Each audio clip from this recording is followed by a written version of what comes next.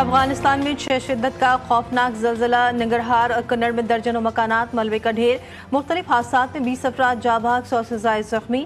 امریکی geological survey کے مطابق زلزلے کا مرکز جلال آباد کے قریب اور گہرائی 8 کلومیٹر تھی۔ زلزلہ رات 11:47 پر آیا۔ زلزلے کے جھٹکے لاہور، اسلام آباد سمیت ملک کے مختلف شہروں میں بھی محسوس کیے گئے۔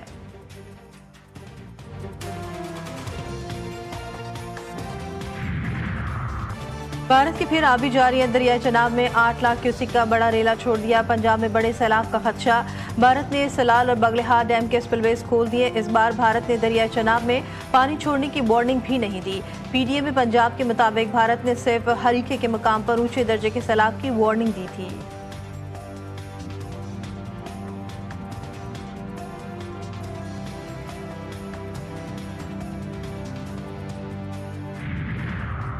پنجاب کے دریاؤں میں سیلابی صورتحال برقرار۔ دریائے ستلج، چناب اور راوی میں پھر الرٹ جاری۔ 5 ستمبر تک تینوں دریاؤں میں بالائی حصوں پر شدید بارشوں کا امکان۔ ترجمان پی ڈی ایم کے مطابق گنڈک سنگھ بالا کے ریمو ہیڈ پر سیلابی صورتحال برقرار رہے گی۔ دریائے ستلج میں گنڈک سنگھ بالا کے مقام پر انتہائی اونچے درجے کا سیلاب ہے۔ پانی کا بہاؤ 2,53,000 کیوسک ریکارڈ۔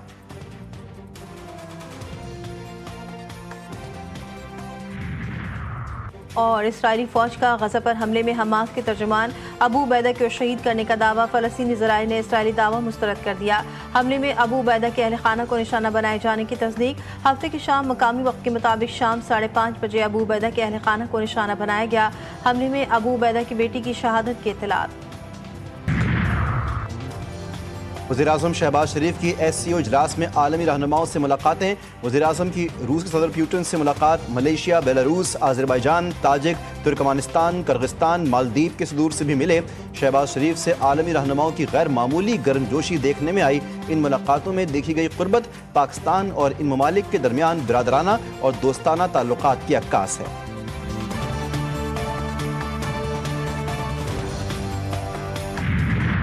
بھارت کے ڈرمی برقرار، ایک اور بڑا آبی ریلا چھوڑ دیا۔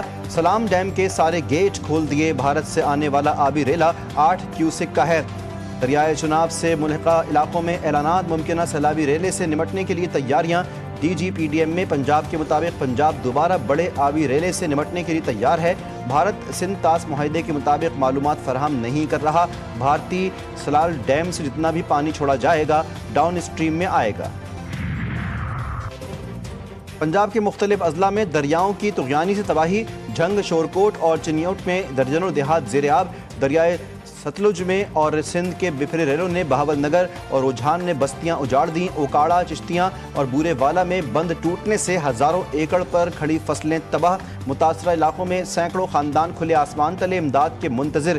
D G P D M کے مطابق پنجاب میں جاں بحق افراد کی تعداد 33 ہو گئی۔ متاثرہ علاقوں سے 7.5 لاکھ افراد کا انخلاء کیا جا چکا۔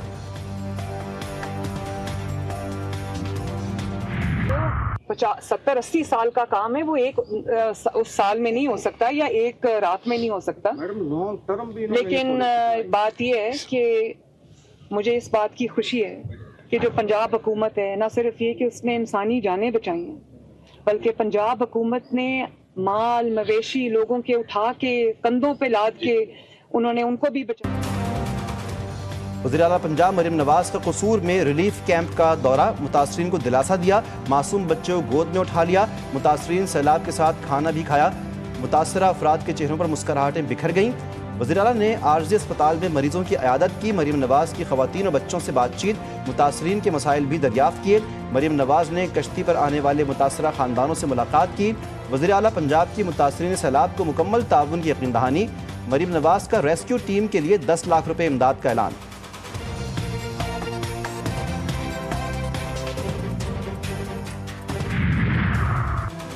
فیلڈ مارشل عاصم منیر سیلابی صورتحال کو ذاتی طور پر مانیٹر کر رہے ہیں۔ وزیراعظم شہباز شریف بھی سیلابی صورتحال سے مکمل آگاہ ہیں۔ وزیر ماحولیات مصدق ملک کی chairman N D M A lieutenant general Inam Haider ملک کے ہمراہ پریس کانفرنس۔ مصدق ملک نے کہا، موسمیاتی تبدیلی کے باعث قدرتی آفات کا سامنا ہے۔ بارش اور سیلاب سے نقصانات کا سامنا کرنا پڑا۔ انعام حیدر ملک بولے، دریائے چناب، راوی اور ستلج میں پانی کا دباؤ بدستور موجود ہے۔ امکان ہے 4 سے 5 سپٹمبر تک گڈو اور سکھر بیراج کی جانب پانی کا بڑا ریلا پہنچے گا۔